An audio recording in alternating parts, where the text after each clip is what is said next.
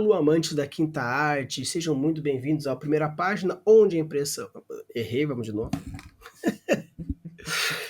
Alô, amantes da quinta arte, sejam bem-vindos à primeira página, onde a primeira impressão é que vale. Eu sou Rafael Campos, esse é Matheus Braga e hoje nós iremos falar de mais um conto clássico do Lovecraft, dentro desse livreto aqui, todo bonitão aqui, sempre. A Darkseid mostrando um serviço muito legal, né? Pintadinho bonitinho, tem a fetinha aqui. Até o Lovecraft brilha no escuro, caso você queira deixar mais temático. Mas como a gente sempre fala, né, Matheus? Não importa nada da beleza, o importante é sim a primeira página da história. Exatamente. E hoje nós iremos falar sobre A Cidade Sem Nome, uma história escrita por ele em 1921, já para contextualizar vocês. Ao me aproximar da cidade sem nome, soube que era amaldiçoada. Viajava sobre a lua por um vale ressecado e terrível, ao longe havia assomando estranhamente sobre as areias com as partes de um cadáver podem emergir de uma cova mal feita. O medo falava através das pedras desgastadas pelas eras dessa vestuosa sobrevivente do dilúvio e a sua bisavó mais antiga das pirâmides. É uma aura invisível que me repelia, forçando a me afastar dos segredos antigos e sinistros que o homem algum deveria ver e aos quais nenhum outro homem ousara presenciar. Remota no deserto da Arábia jaz a cidade sem nome, em ruínas e silenciosa, suas paredes baixas quase ocultas pela areia das eras incontáveis. Ela já devia estar aqui quando as primeiras pedras de Mênfis foram assentadas e quando os tijolos da Babilônia ainda nem haviam sido cozidos.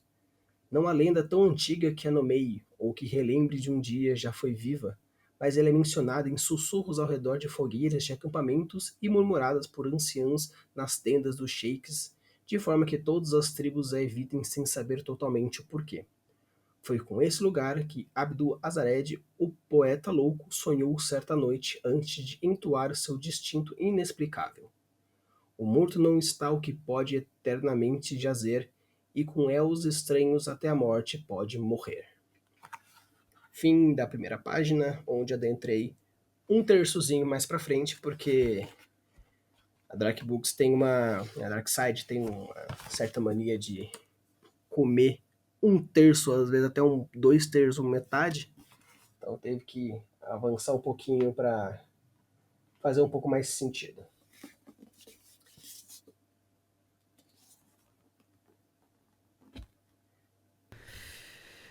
Tava com o microfone mutado, você não estava me ouvindo. Fechou, vamos lá. Bom, primeiro título, né, Rafa? Isso é conto, né? É conto. Tá. Primeiro, em relação ao título, eu, assim, acho interessante que já caracteriza pra gente, talvez, o que seja o personagem principal deste conto, né? E fiquei com essa impressão também ao ler esse, pelo menos enquanto você estava lendo esse primeiro trecho, né? O foco, de fato, é a cidade, né? E não, apesar dele finalizar introduzindo um personagem, né? O trecho todo é meio que dando característica, dando personalidade para a cidade em si, né? Que é a cidade sem nome. Então, assim, acho que é um título feliz a escolha e coerente com o que vem logo a seguir, né? E a primeira frase, para mim, também é bastante valiosa, né? Ao me aproximar da cidade sem nome, soube que era amaldiçoada, né? Para mim já traz um impacto, já traz uma curiosidade, já traz uma vontade de continuar a ler, né? E aí, talvez é mais um interesse meu, um gosto meu, né? Que é aquela de dar a quebrada na primeira página, na primeira frase, né? Eu colocaria um enter aí no final dessa amaldiçoada para tentar dar um impacto maior. Mas nada impede de você continuar, né? É totalmente plausível, mas eu acho que perde um pouco do impacto em si.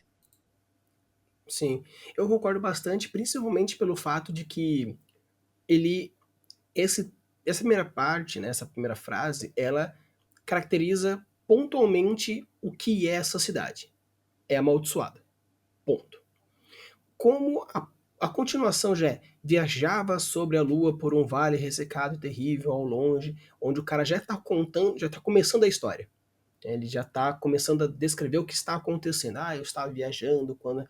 Então, tem uma primeira frase muito forte, só que como ela, a continuação dela começa a história, eu acredito também que seria interessante esse enter para criar essa movimentação e pontuar bastante forte essa frase. Ainda mais se você for ver que está ambientado no deserto, em ruínas desérticas, né? Falando assim, né? Remoto, no deserto da Arábia e tudo mais. Isso me lembrou bastante o comecinho do desenho do Aladdin, onde chega o vendedor de lâmpadas e Hum, começa, não, porque não sei o quê. Aí depois que ele caracteriza bastante, aí começa a história do Aladdin. Então, uhum, numa proporção bem menor, porque aqui é apenas uma frase só, claro. eu acho que criar essa dissonância do enter e dar esse espaço, acredito seja mais fácil, mais legal pelo fato de dar aquele primeiro choque e depois começar a história, porque é uma história em primeira pessoa, né? Então, dar essa separação já dá um reforçozinho mais interessante. Uhum.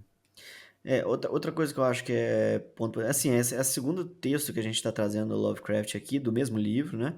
Eu não tinha lido nada antes, até então, e me parece que talvez seja, né, de fato, uma característica marcante não sei se de todos os textos dele, mas pelo menos desses dois aqui me parece, que é caracterizar bem o tom da história que a gente fala, né, Rafa? Que é passar essa imagem sombria, né, de um certo medo, de coisa é, sobrenatural beirando ali. Apesar de que o primeiro que a gente trouxe, eu acho que não trazia tanto sobrenatural, tinha uma brecha ou outra lá. Esse aqui acho que já conversa um pouco mais com a sobrenaturalidade, né? Falando do assombrado aí, né? Mas eu acho isso que é um ponto importante que a gente traz sempre, né? Não tem, né? Nada tem. Mas que é interessante para novos escritores, né? Passar o tom da sua história logo de cara, para não causar aquele sentimento de enganar o leitor, né? De, ó, estou escrevendo uma coisa aqui no começo e logo depois eu mudo que eu tô, o jeito que eu tô contando, né? E aí dá aquela sensação de, ué, me enganou, né? Era de uma forma, aquela primeira forma foi o que me interessou e ele não tá fazendo mais nada disso daqui em diante, né? E parece que Lovecraft ele tenta passar esse tom o tempo todo, né? Deixar esse ar permeando aí a história, né? Sendo constante, coerente com a sua escrita, e acho que isso é valioso para quem está lendo, porque você se cativa por aquilo e é beneficiado com aquilo até o final, né? Imagino eu, né? Pelo menos as primeiras páginas que a gente lê dele são constantes nesse sentido.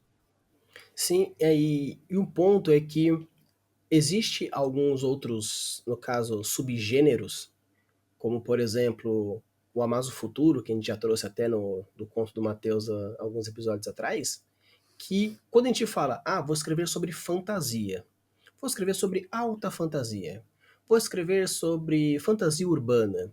Então, e já existem gêneros e alguns subgêneros, ou até mesmo cenários, se vocês quiserem considerar, né? Como, por exemplo, waterpunk, steampunk, que são cenários que você pode ambientar em outros, já é um cenário já estabelecido, já existem algumas obras que trazem isso. No caso, o Lovecraft, ele é conhecido como o pai do terror cósmico, onde ele aborda o fantástico associando a criaturas superpoderosas, extraplanares, e estamos falando de séculos atrás. Então ele há mais de 100 anos já, né, no caso, né, não, talvez é isso, mas muitas décadas atrás ele estava trazendo essa proposta de um terror extraplanar. O que a Marvel trouxe de multiverso, o cara está trazendo há alguns belos É. anos atrás. Então, como ele está trazendo um subgênero novo, no caso, um terror cósmico, então ele precisa muito caracterizar isso para reforçar esse estilo. Então, se por exemplo, no caso que a gente pega também do Amazo Futuro, do Conto do Mateus, todas as histórias da antologia do Amazo Futuro tem que, né, no caso, nada tem, mas pelo fato de querer abordar um subgênero novo, reforçar essa ideia do novo subgênero para que a galera realmente entenda quais são os elementos, quais são as estruturas, quais são as palavras-chave. Então eu acredito que, não que ele assim, estou pretendendo construir um subgênero novo de terror espacial, mas acredito que por ele trazer essa proposta, muitas das histórias dele começam com uma ambientação bem mística, uma ambientação bem de terror, para caracterizar aquilo que ele gostaria de caracterizar. Tanto que você vê esse primeiro parágrafo, ele traz o vale ressecado e terrível, assombramentos, estranhamentos, o cadáver da cova amaldiçoada, as pedras degastadas do dilúvio. Então, ele sempre fica trazendo muitas palavras pesadas para representar muito bem aquilo que ele quer representar. Trazendo já para o segundo parágrafo a questão agora não ambiental, mas sim temporal da história, né? Dizendo que Uhum. o negócio acontece desde a época da Babilônia, desde antes de Mênfis, desde antes de não sei o quê, né?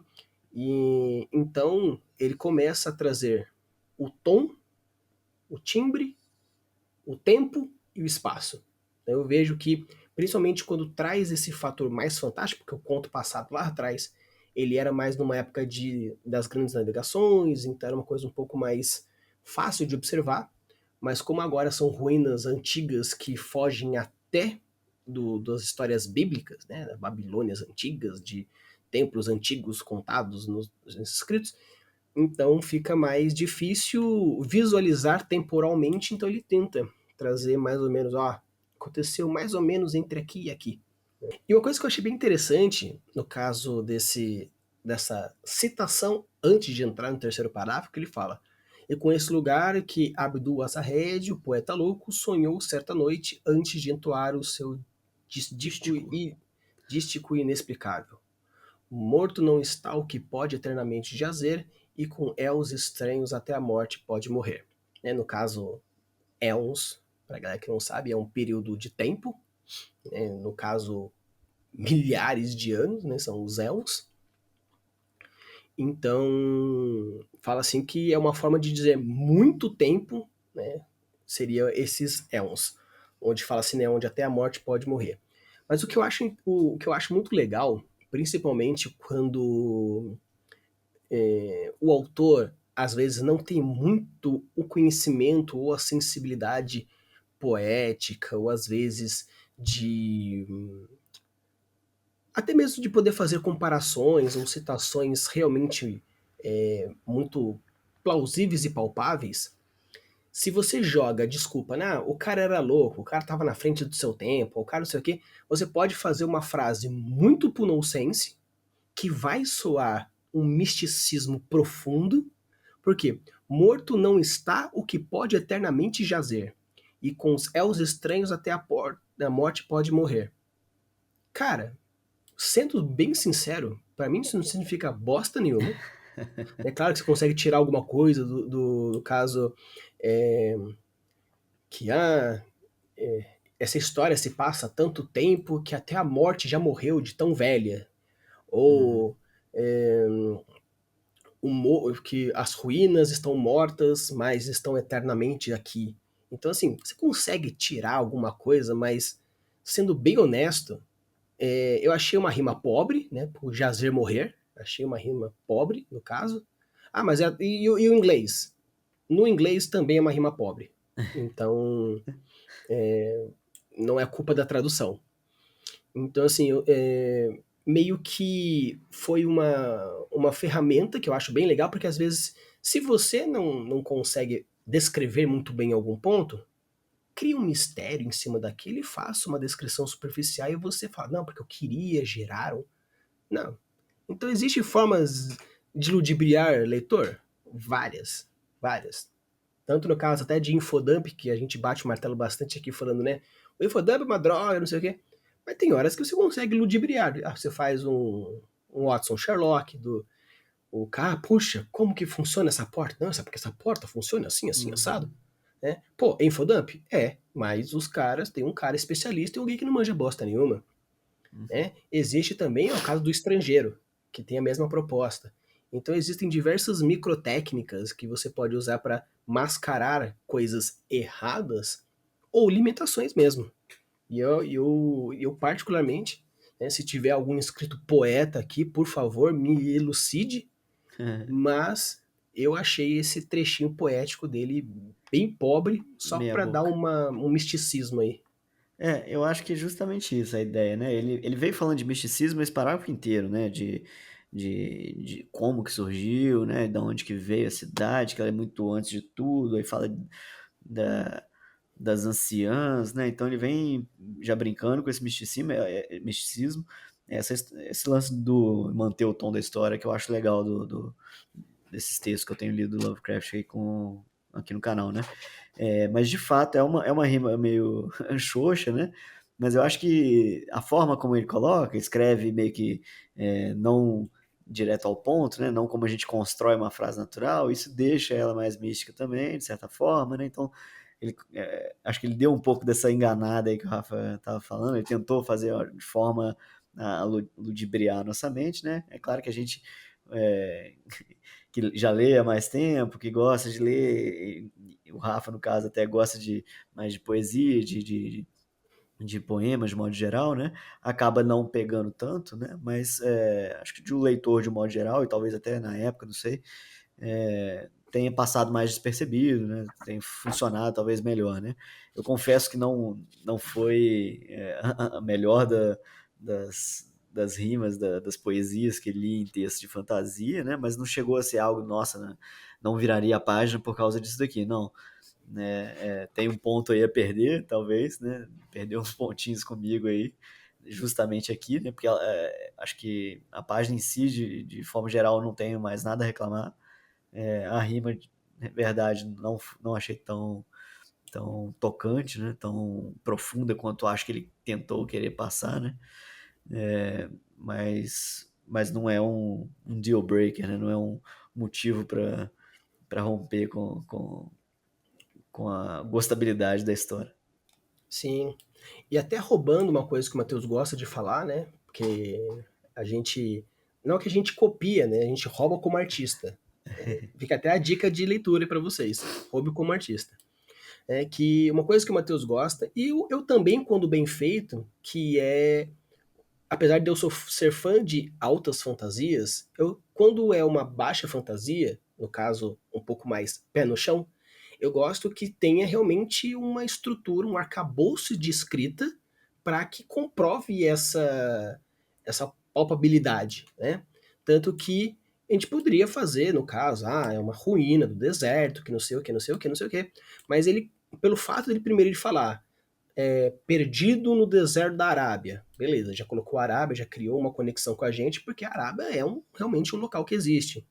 Coloca, no caso, para quem não sabe, Mênfis é uma das pirâmides do Egito, então fica essa caracterização, meio que é na Arábia, lá perto na época que algumas primeiras pirâmides foram construídas, para a galera que sabe o que foi, né, as Babilônia, o Templo da Babilônia, a própria Torre de Babel, etc e tal. Então cria mais uma contextualização e para meio que provar que o negócio existiu, ele cria uma pessoa, um Abdul Zahed, que meio que mostra de novo, olha, realmente existe, está no deserto X, está no período histórico Z, tem até pessoas que escrevem sobre isso, tanto que tem Uhum. até pessoas que já viveram ou vivenciaram isso.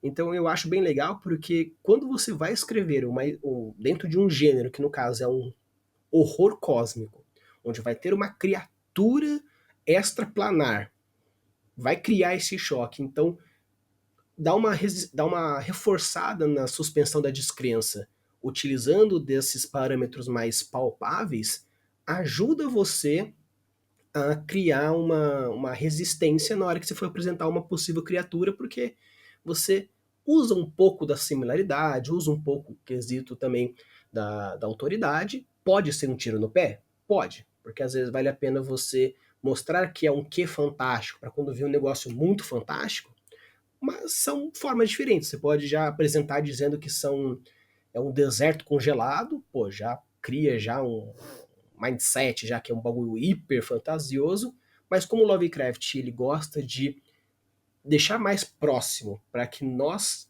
humanos sentíssemos o mesmo terror que o humano que é o protagonista dele, eu acho que bem legal ele colocar esses elementos de similaridade com o planeta Terra para criar essa Baixa fantasia. esse- essa baixa fantasia, esse terrorzinho mais pé no chão, apesar de que futuramente pode aparecer uma criatura com tentáculos e 5 olhos e não sei o que e puxar você para debaixo da terra? Pode, mas pelo menos você já criou uma aproximação com o ambiente, então já fica um pouco mais Exato. deglutível, né, as criaturas que possam aparecer. Eu acho até que o. Não sei se é com todo mundo, se é só comigo, né? Mas algo que é horror ou terror soa mais amedrontador quando te parece mais crível, né? E acho que Sim, essa é a ideia de passar o medo na pessoa, né? Fazer ela acreditar na parada. E se você tá enxergando aquilo como algo real, como o mundo real, como o seu universo, né? E aí ela começa a misturar aquilo com algo que te amedronta, eu acho que é sucesso nesse sentido, né? Ela passou o que ela queria de fato. sim. Ainda mais que uma baixa fantasia, no caso, não é que seja uma baixa fantasia. Apesar de que definir gêneros é algo complicado, né? Ainda mais Sim, que seria um dark fantasy ou um terror, né? Depende muito qual é. No caso, vocês têm que ler e vocês vão tirar a conclusão. Existem mais elementos fantásticos, existem mais elementos de terror, horror. Leia um conto e dê a sua opinião. Mas aí, Matheus, vira ou não vira? viro sim, Rafa. Não... É igual eu falei, a parte menos positiva talvez tenha sido o poema ali no final, mas nada a ponto de me desmotivar da leitura nesse sentido. Eu gosto da fluência do Lovecraft, a forma como, a constância como ele mantém o tom da história, acho que é interessante. É, e fiquei curioso para saber da cidade em si, o que vai rolar nessa cidade, né? Para saber mais, saber se o personagem vai morrer ou não. Assim, no caso, eu sei, mas eu não vou contar, porque eu quero que vocês leiam. E vou Justo. dizer pra vocês, sim, eu viraria. Ah, mas Sim, não ele se morre. preocupe, quando apareceu um Tom Cruise que eu não viraria, que no caso eu virei todos, porque eu sou fã pra caramba dele, mas tem uns que eu virei por ser ele, né? Então, futuramente, quando surgir esse conto, vocês saberão qual eu não chegarei a virar. Mas sim, virei, eu sou muito fã do Lovecraft, até um dos motivos, eu tenho uma das histórias que eu gostaria de escrever, mas eu comecei, mas não chegou onde eu queria, se baseou no fato de ser também deserto, é uma história aqui também de adentrar numas pirâmides aí quase se lascar, mas sim, viraria, talvez realmente o único ponto é esse do versinho, que também não é um grande coisa, mas no meu caso eu me senti um pouco traído nesse quesito, mas, né, no caso, em 2021 fez 100 anos da publicação dessa história. Então vamos dar uma colher de chá para o Lovecraft. Né? Então, pessoal, se vocês gostaram, né, no caso, deixa o like, se inscreve no canal se você acha isso bem interessante e coloque nos comentários se você viraria, se você não viraria, se você é fã de Lovecraft, se você conhece algumas outras histórias, deixa aqui. E novamente, aqui o link do nosso, né, do linkzinho para você mandar a sua história, sendo que o último episódio desse mês será de vocês, com um inscrito mostrando a sua primeira página. Então mande aí, porque nós já vamos começar nesse mês já com história dos inscritos. E quanto mais vocês mandarem, mais vocês vão aparecer. Beleza? Então, bora ler!